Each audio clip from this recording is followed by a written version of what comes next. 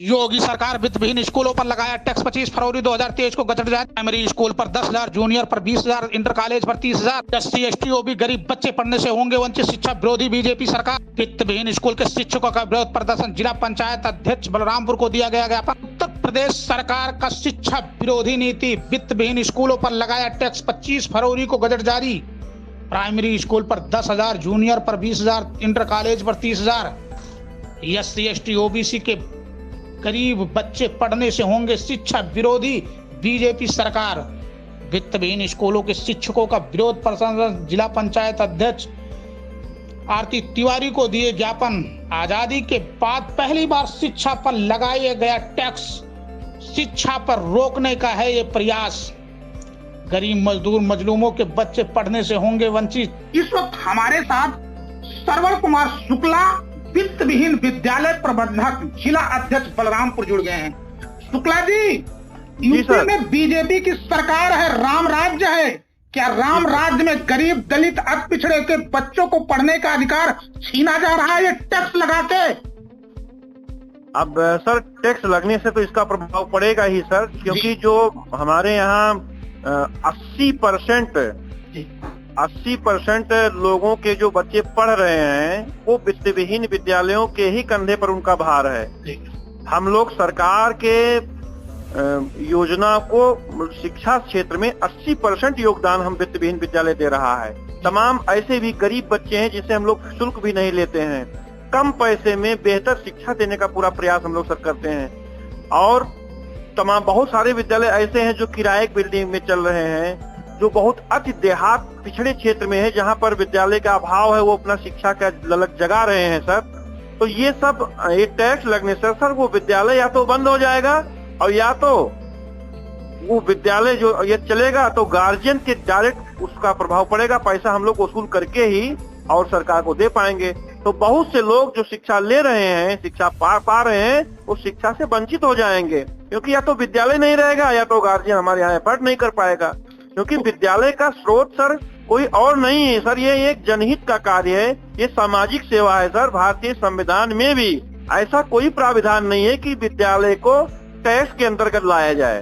तो इसलिए सर विद्यालय को तो इससे बिल्कुल वंचित रहना चाहिए, इसलिए कि भारतीय संविधान के किसी भी अनुच्छेद में किसी भी उसमें ऐसा कोई प्रावधान नहीं है। शुक्ला जी, उत्तर प्रदेश की सरकार 25 फरवरी को सरकारी गजट जारी किया है। वित्तविहीन स्कूलों पे टैक्स वसूलने का फरमान जारी किया है। प्राइमरी, जूनियर, इंटर कॉलेज कितना टैक्स वसूली का फरमान जारी किया है? सर 1 से 5 जो प्राइमरी स्तर है उससे 10,000, जूनियर स्तर पर 6, 7, 8 से 20,000 और जो इससे ऊपर है माध्यमिक या इससे ऊपर उनसे 30,000 वार्षिक शुल्क है सर फिलहाल वर्तमान में। अच्छा जी। तो शुक्ला जी, आजादी के बाद पहली बार शिक्षा में टैक्स वसूली की जा रही है इस बीजेपी और राम राज्य में। इसको किस तरीके से आप देख रहे हैं शुक्ला जी?